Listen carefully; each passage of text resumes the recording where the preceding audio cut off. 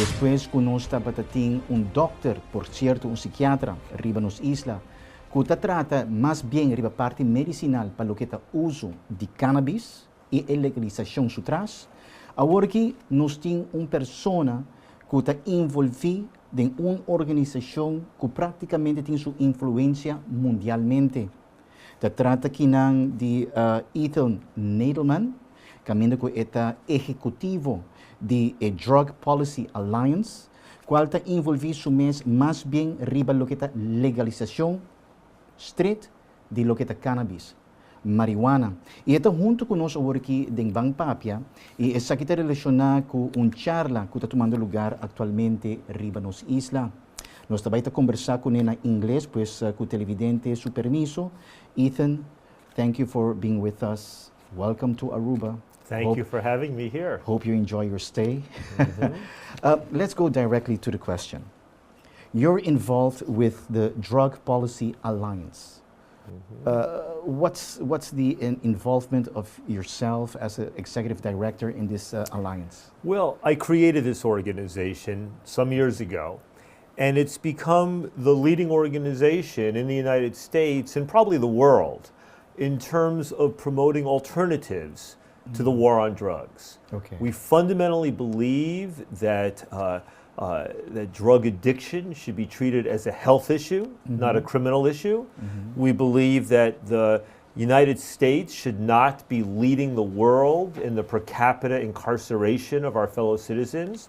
We believe the war on drugs is resulting in incredible levels of violence and crime and corruption, and in much the same way that alcohol prohibition did in our country back in the 1920s. Okay. And so we are advocating for new drug policies, one of which is to end the prohibition of cannabis and to implement sensible public health regulatory policies in its place. Marijuana is not the only drug. You have cocaine, you have heroin. Are you not talking about legalization of these kind of drugs also? Well, looking at all of the drugs that are part of the drug war, marijuana, Yes, cocaine, that's what I'm heroin, saying. methamphetamine, Right. the psychedelics, I think that the one drug where the public and the science and the health arguments overwhelmingly favor legal regulation over prohibition is with cannabis, right? For those people who worry, if you legalize marijuana, will it lead to the legalization of all those other drugs? That's not my question. I think the answer is no. And I would say there are at least two powerful pieces of evidence with respect to that. The first is to look at the Netherlands, where cannabis has been legal, at least at the retail level and personal level, for roughly 30 years. And where roughly half the Dutch population, perhaps more, believes it should be fully legally regulated, more or less like alcohol. But what you don't see is any movement in the Netherlands to cocaine. legalize the other drugs, cocaine or heroin. The other piece of evidence is in my own country.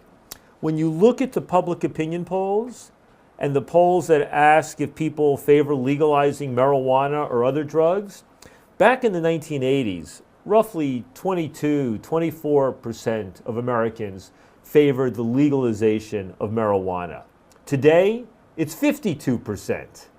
Then you look at the polling where they ask, do you favor the legalization of other drugs, cocaine, heroin, treating those drugs like alcohol? What you see is that the percent of the public who supports that policy has remained between 10 and 15% steady for the last 30 years.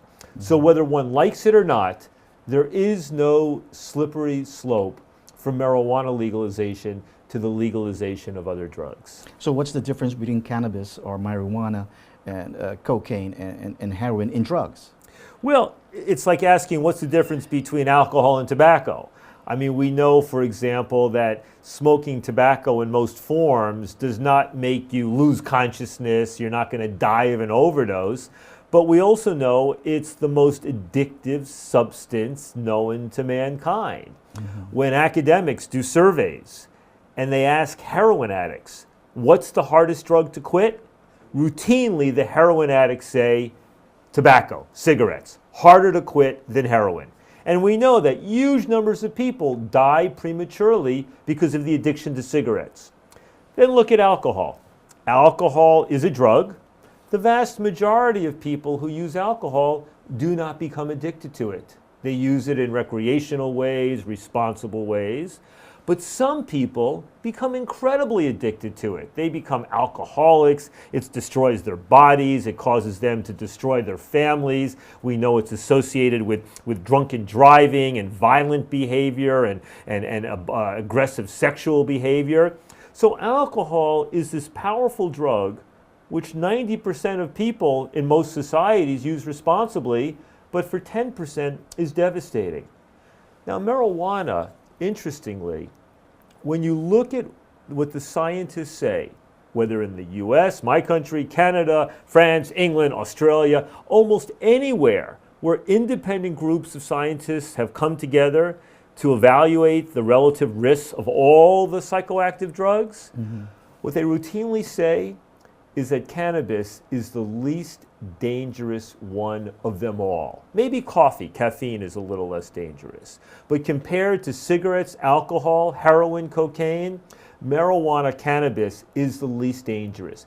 Many years ago, back in the late 1980s, the administrative law judge of our Federal Drug Enforcement Administration, our DEA, our famous Federal Narcotics Police Agency, they have their own administrative law judge. And he held a few years of hearings, collecting evidence from scientists, experts of all sorts. And in the end, he recommended that the legal status of marijuana be shifted so it was not treated in such a criminal way. And he also wrote that marijuana may be the least dangerous psychoactive substance commonly used in human history. That was not an advocate or a reformer speaking. That was the administrative law judge of the DEA. What did he say really? That it may well be, I use the term cannabis and marijuana interchangeably. Right. He said it may well be the least dangerous drug, the least dangerous mind-altering drug commonly used in human history. That its dangers pale compared to those of cocaine or heroin or alcohol or cigarettes. What do you stand for? Do you stand for legalizing marijuana, cannabis in the form of medicinal or recreational or both? Well, my organization has been deeply involved in the efforts to legalize marijuana for medical purposes. Okay. So there are now 18 states out of the 50 in the United States where marijuana is legal with a doctor's recommendation, plus Washington, D.C. Yes. And in the next few months, it's possible that 2 more states will vote to make it legal, and others will do so. 75% of all Americans believe that marijuana should be legal for medical purposes. There are now between 1 and 2 million legal medical marijuana patients in the United States. There are thousands or tens of thousands of doctors who will write medical recommendations. We have in Colorado and California more legally regulated dispensaries selling marijuana to people with a medical ID than you have coffee shops selling cannabis in the Netherlands. So I'm very proud of that effort. It's consistent with the science. The United States is not the only country. I mean, if Aruba wanted to look for an even better example than my country, I would say look at Israel. I mean, Israel, with a conservative government right now, has medical marijuana is legal throughout the country. Israel? Israel. The Holy Land has become a world leader in medical marijuana. With the blessing of Parliament, Israel has relaxed its medical marijuana laws, allowing more patients with illnesses to gain access to the herb. More than 9,000 Israelis are now registered for a program that provides marijuana to people with serious illnesses such as glaucoma and cancer. An increase in demand means that more growing facilities are sprouting up. But authorities have warned that they may not be secure enough to ensure that the legal bud doesn't make its way onto the black market. The program has won praise from many medical marijuana advocates, including American television personality Montel Williams, who suffers from multiple sclerosis. Williams recently touted Israel's progressive laws in Washington, D.C., where he hopes to open his own medical marijuana facility. Controlled and run by the government. There are 8 marijuana growing facilities. One is kosher, one is organic, right? Okay. And so it's very well regulated there. I will tell you, In fact, a little funny anecdote. Okay. I was there this past summer, and I visited the head of the medical marijuana program, and then I went to the area where the marijuana is stored, and I'm standing there talking to the head of the program and others, and a man wearing a uniform walks out carrying a shopping bag with a couple hundred marijuana candy bars or cookies or something. And I asked, where's he going? They said, oh, he's going to the prison. Why? Well, because some of the people in prison were legal medical marijuana patients before they were incarcerated. So he is providing them with their medication in the prison. I said, what do the prison guards and the authorities think about that? He said, they have no problem. I mean, what's marijuana going to do? It's just going to mellow them out. And put them to sleep. Well, not even. Some people, remember, there are some types of marijuana that will put you to sleep and others that don't, and it depends if you're tired. Depends upon your brain, lots of people don't like marijuana. Yeah. But that said, while the legalization of marijuana for medical purposes is very important, and while I believe that the most terrible aspect of the war on marijuana is the persecution and prosecution of people who use marijuana for legitimate medical purposes, I also believe that the more sensible policy is to legally regulate marijuana more or less like alcohol, perhaps a bit more strictly. And that's what we've seen. Well, I mean, for example, with cigarettes, we now say that you cannot smoke cigarettes out in all sorts of public places or in restaurants or what have you. And probably the same rules would apply to marijuana in the way that they do not apply to alcohol, right? I think that there are other arguments where you would want to make it less accessible, if you can, for young people, for example. But basically, what the argument that is persuading a majority of Americans to say it's time to legally regulate marijuana like alcohol, it's not a pro-marijuana argument, right? Because most of the people voting to make marijuana legal don't smoke marijuana. Most of them don't like marijuana. Nobody wants their kids to smoke marijuana. They're basically saying it's ridiculous to be spending all this money trying to enforce an unenforceable prohibition. It's diverting the police from focusing on real crime. It's giving money to the criminals, including violent, organized criminals. And instead, the government could be taxing it, and the taxpayers and the citizens could benefit as a result. So that's the arguments that are prevailing, and that's the arguments that I and my organization are making, both in my country and internationally. Right now, you're working on legalizing marijuana, cannabis across the board. I'm talking about nationwide. Nationwide. I mean, we were deeply involved in the campaigns in Washington and Colorado, where the public decided to vote to legalize marijuana last November. I was just in Oregon a few weeks ago, which I think may become the next state to do so. Some of my colleagues were in the state of Maine. I mean, remember, in the United States now, you have over 50% of Americans saying it's time to legalize marijuana. And when I use the word legalize, what I mean is to legally regulate it more or less like alcohol. That's what legalize, some people hear legalize and they think you're saying pro-marijuana or no controls. Yes. No, my view is control it, tax it, control it, regulate it. I mean, sometimes people think that prohibition, as we have here now, is the ultimate form of regulation. But if you think about it, prohibition represents the abdication of regulation. When you prohibit something, the government has no control.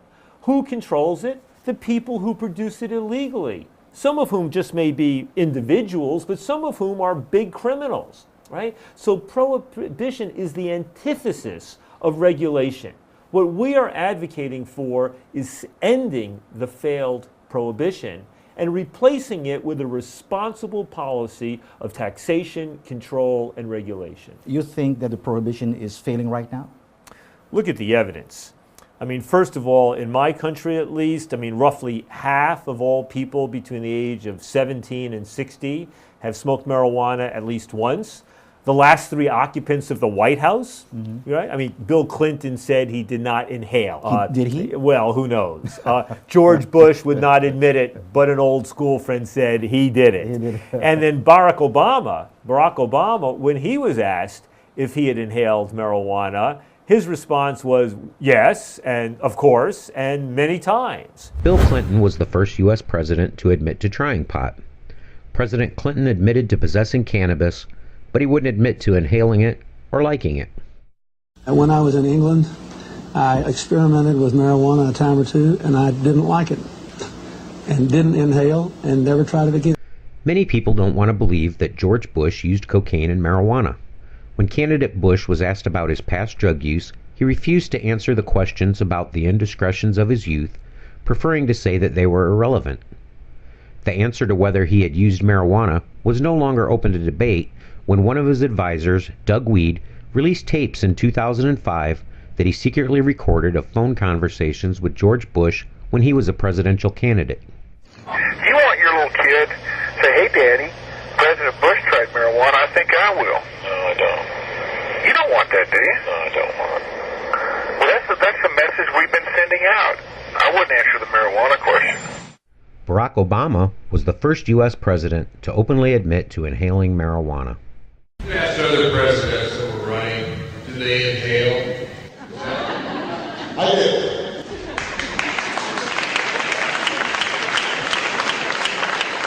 It's not something I'm proud of. Maybe it was a mistake as a young man, but, you know, I mean, I'm not going. I never understood that line. The point was to inhale. That was the point. Look, when I was a kid, I inhaled frequently. That was the point. I have to ask this question. Remember, Senator, you are under oath. Did you inhale? Well, you know, I was telling somebody asked this question. I said that was the point. So why the prohibition? If you ask why prohibition happened in the first place in my country, Yes, that's what I want to ask. it was not driven by science. It was not driven by public health arguments. It was primarily driven by prejudice against Mexican migrants and Mexican Americans who were bringing this strange smelling cigarettes to the country, and the good white people were worried about the Mexicans, their dark skins, taking the jobs from the good white people, and they knew that when they went home at night, they would smoke a little reefer, a little marijuana, and that's when you saw the first marijuana prohibition laws. All of the first marijuana prohibition laws in the United States were in the Midwest and in the Southwest. It was not because of the crime. No, there was no marijuana-related crime. I mean, you had newspapers that would have these lurid stories, but most of that was fiction. Marijuana, it's like there was a governor of New Mexico, a Republican, Gary Johnson, in the late 1990s. And after he'd been elected a second time, he started speaking publicly, saying it's time to legalize marijuana. And somebody asked him about marijuana and violence, marijuana and crime. That's what I'm asking. Yeah. Is there any relationship between What he these said two? was, you know something? I worry about alcohol. That's when people get drunk and violent and reckless sexual behavior. Marijuana, you give a bunch of college kids or some kids marijuana, you know what happens? They put on the headphones and they eat too many, Fritos, too many potato chips. Yeah. I mean, there is no relationship between marijuana and violent crime. It doesn't exist.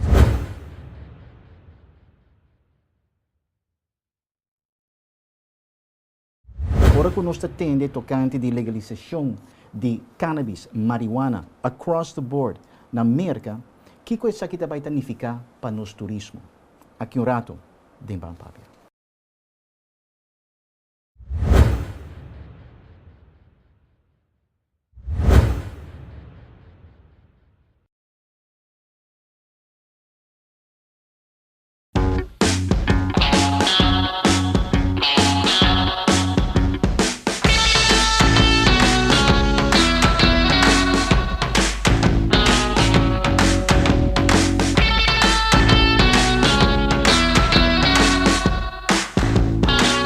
more room, more life. 3-row seats and the style you're used to. New Qashqai Plus 2 from Nissan Crossovers. Nissan, innovation that excites.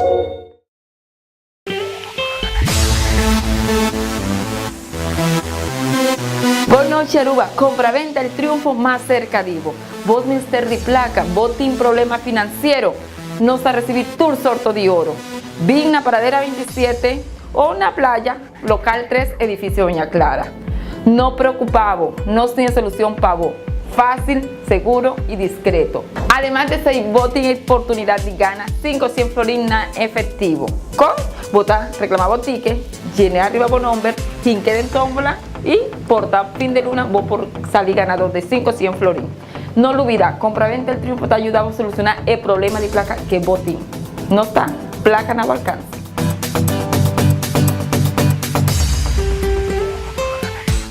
No te paso un día sin mi valoré. Vos trabajo pa' mí como tata. Simplemente hobby gente tan cliché. La importancia de un buen tata. No me puedo imaginarme un bira sin un tata. Un hombre a su punto, decente y correcto. Un buen cabecita siempre proteja y educa. De vez en cuando más un paz y a respetar. Contento de un tata, madre. Botin dolor de pia, rodilla, heupen, flomba. Você com a maioria de piaja é aqui por ordem ocasionada dor de sapato com bota piste? Eitrex tem a solução para o dolor. Laga no scan pia grátis riba no scanner para assim analisar a pia. Scan te recomendava enzol especialmente para pia e lo guarda ajustar na cada banda de pia. Sapato na Eitrex tem surtido amplo de sapato para gente mulher e gente homem. Sapato na Eitrex está obtenível exclusivamente na Eitrex Store, Nature's Discount, na Cerro Blanco e Pos Chiquito. RBC Royal Bank. Quer pabuhay yung kas kubo poriyama, dibo. Así na kubo embarcar iba ay gran aventura di busca y kas dibo sonyo, nos te ipayudabo y guiabo na cada etapa. RBC Royal Bank. Strength at work for you.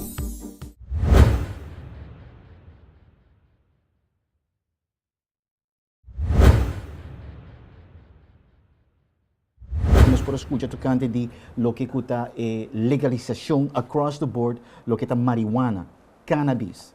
Legalización across the board está caminando con mercado completo lo por conocer marihuana, cannabis legalmente. O que isso aqui também significa para nos turismo? Com o permisso de nos televidentes, nós também vai para idioma de inglês. Ethan, across the board, legalization of marijuana, cannabis. Once this happens, what's going to happen to Aruba? Because we're depending majority on American tourists.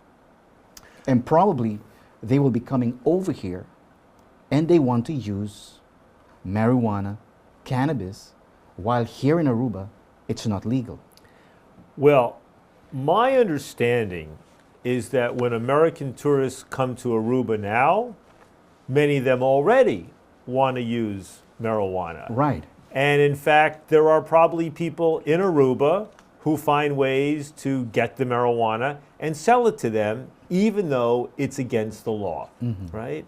So the situation in Aruba now, as in some other islands, is that the tourists are getting the marijuana, some of them, but it's all illegal. Maybe the police are accepting some bribes to allow this. Maybe some people are going to jail. But essentially, you have a marijuana industry in Aruba. It's just that it's illegal, it's criminal, it involves corruption, right? Now, I was in Jamaica not so long ago, and they also are asking the same question, right? Americans and other tourists come, they would like to get the ganja, right? The ganja, they call it. And they're beginning to ask the question, if the United States now is moving in that direction, and they're moving away from the prohibition policy, and one state after another is beginning to legalize marijuana, then why should the Caribbean Why should Latin America continue to persist with a failed prohibition policy? What's the advantage of that? What exactly is the advantage? Now, some people may say, well, we need to protect our children. That's oftentimes the response. And quite frankly, I know it's true in my country, probably in yours. If you ask the question, who has the best access to cannabis today? The answer is the teenagers. And if you ask the question, who had the best access 10 years ago, 20 years ago? It was the teenagers. Who's going to have the best access 10 or 20 years from now if it's still illegal? The teenagers. The teenagers listen to the adults saying, we need to keep marijuana illegal to protect the teenagers. And the While teenagers the teenagers themselves are using it. what are you smoking? How ridiculous can you be? You want me, a teenager, to believe you, my parent, my adult, when you believe in this fiction? So quite frankly, it seems to me that people in Aruba, and for that matter, the other Caribbean islands, and Mexico, and Colombia, should be looking at what's going on in the United States and realizing that there is no really good reason to persist with a failed cannabis prohibition policy in your own country. The states that has marijuana legal, how is it going with the crime rate over there?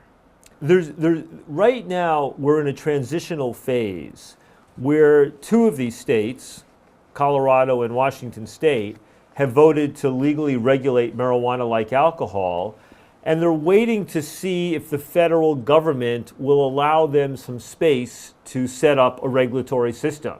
So in the last week or two, both in Washington and Colorado, the governments of those states proposed a legal regulation model. And it's complicated in the United States because we have a federal political system, and federal law and state law are now somewhat in conflict. Right? By and large, though, if you look, for example, with medical marijuana, what you find is there's no relationship with criminal activity. What you find is that when the state allows medical marijuana dispensaries, more or less pharmacies, to emerge and to operate above ground rather than in the black market, that there's no increase in crime. If anything, you begin to see a reduction because now the medical marijuana patients, the consumers, can get their marijuana from a legally regulated source that is being licensed by the state or local government. And as I said before, even if marijuana consumption increases, if the number of users goes up, there's no evidence that that results in increased levels of crime. Okay, so there's no drug test, for example, if someone is using medical marijuana, and apparently he's working or he's applying for a job. There's no drug test on the level of marijuana. Drug testing by governments and by employers is fairly extensive in the United States. What's very interesting is that we've had drug testing for a few decades now, and that does not seem to have much impact on levels of marijuana consumption. The principal impact of drug testing in the workplace, yes, it's not very good at detecting people who are high. The vast majority of people who are caught and fired for failing a drug test were not fired because they were high or under the influence of marijuana at work. They're being fired because they smoked a joint over the weekend or the night before or the week before, and it still shows up in their urine a week later, although it has no effect on their actual consciousness, their workability. With respect to medical marijuana, it's been a conflict because you have legitimate medical marijuana patients who are sometimes being fired. There are a few states which have said that you're protected, that if you're a medical marijuana patient and you smoke at home or after work, you will not be fired so long as you are doing your job properly when you're at work. There's no interest in doing drug tests for marijuana. Well, I mean, you have people who make money from drug testing. In fact, some of the people advocating for the continued prohibition of marijuana are themselves making money from drug testing and recommending drug testing to corporations and employers. I mean, that's sort of the one sleazy element of this. It's the people who profit from the continued prohibition of marijuana. And if you ask who profits from the prohibition of marijuana, on the one hand, it's the people who grow marijuana and sell marijuana illegally, whether they're just people doing it in their backyard and selling to neighbors, or whether it's the big criminal organizations in Colombia or Mexico or what have you.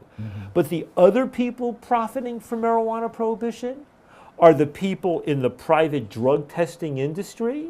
They're the people in the drug treatment industry who are claiming that anybody who smokes marijuana is an addict, even though they're obviously not.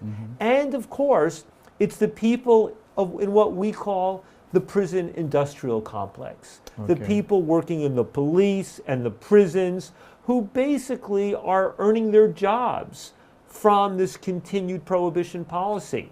Now in the United States, we have a growing private prison industry where private corporations are contracted with by the government to incarcerate people, and then those private corporations begin to advocate and lobby for tougher laws and more criminal laws and against ending a failed prohibition policy.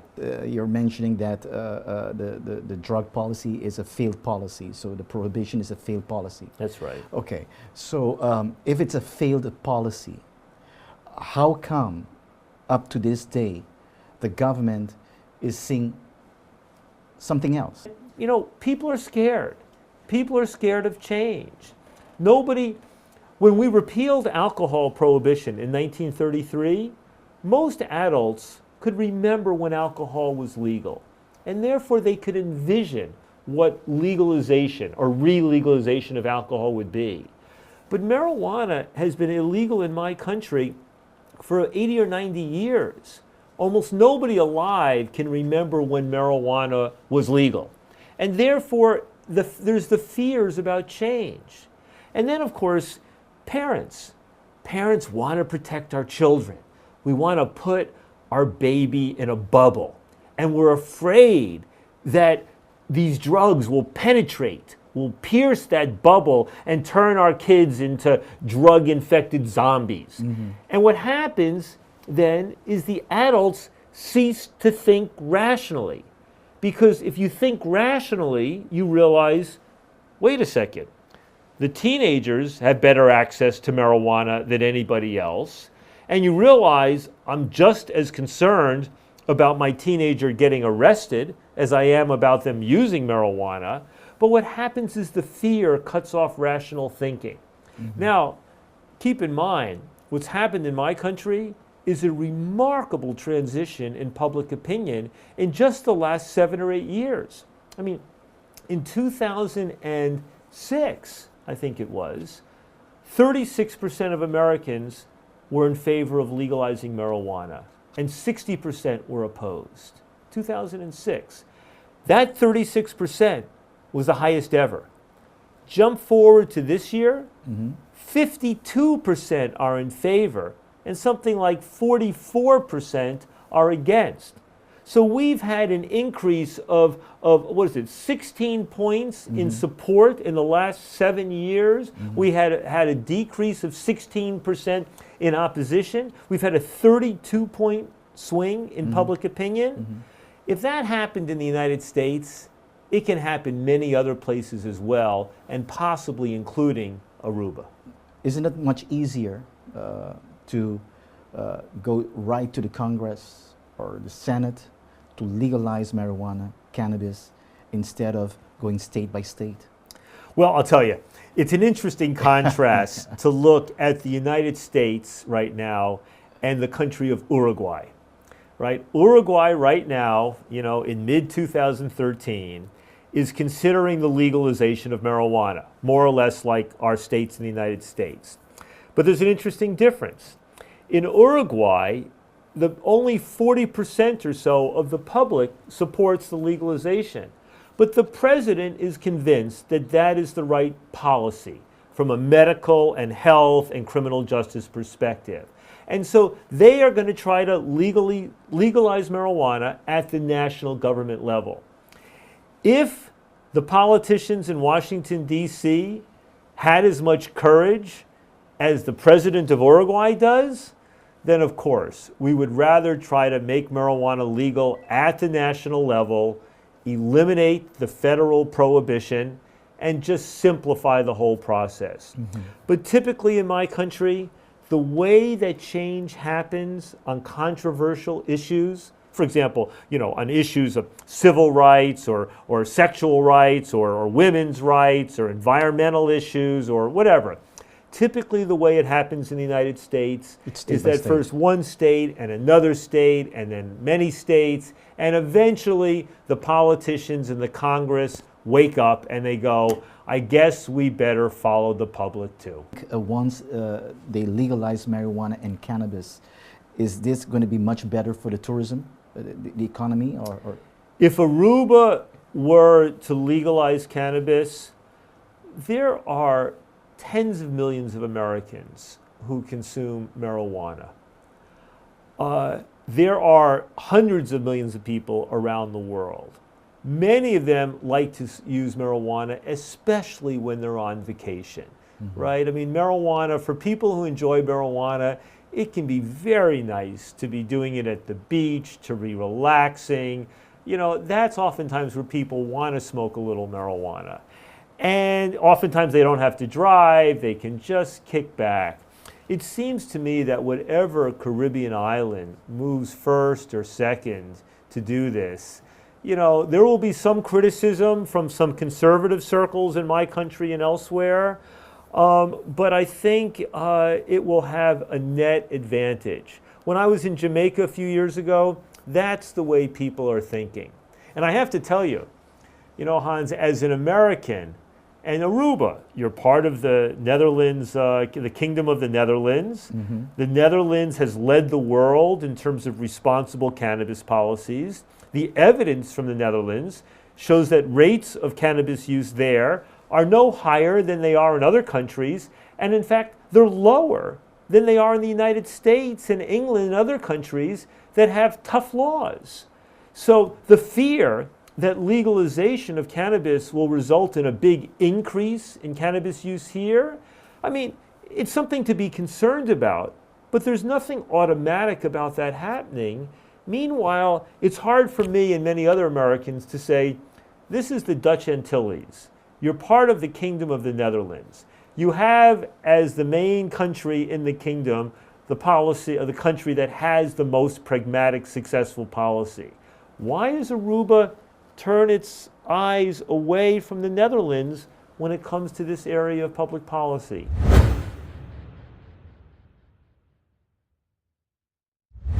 That I don't fully understand. Thank you for being with us. Sei tabata Ethan Nadelman, quien es un director ejecutivo de lo que cuta Drug Policy Alliance. Ta di visita riba nos isla relacionada con un charla tanto na API e também na ATIA. E caminho que nós podemos compreender que a charla aqui está mais bem para ilustrar lo que cuta a legalização de cannabis marihuana, qual aparentemente está uma discussão que vai riba nos isla e está mostrando diretamente riba Aruba, que está forma parte do reino holandês e caminho que está mostra como partner do reino holandês e caminho que Hulanda está um exemplo grande agora que mundialmente riba lo que está o consumo de cannabis, tanto medicinal e recreacional, e net Aruba, que forma parte do reino holandês, da net Aruba está contra isso aqui. Tá espera que o mensagem aqui de Ethan Nadelman tá mostra que para que não vai riba Hulanda, para que não copy-paste Hulanda, riba é ponto aqui. Well, eu sei também vira uma discussão agora aqui, tem a temporada aqui de campanha, já que tem um partido político que está sustentando legalização de cannabis e marihuana. Televidente, também tem mais discussão nos dilante, riba é tópico aqui. E se você quer saber mais de sintoniza o talk show aqui, que está bem papel. Danke pela sintonia, laga nos visita com a oportunidade. Passe uma feliz noite.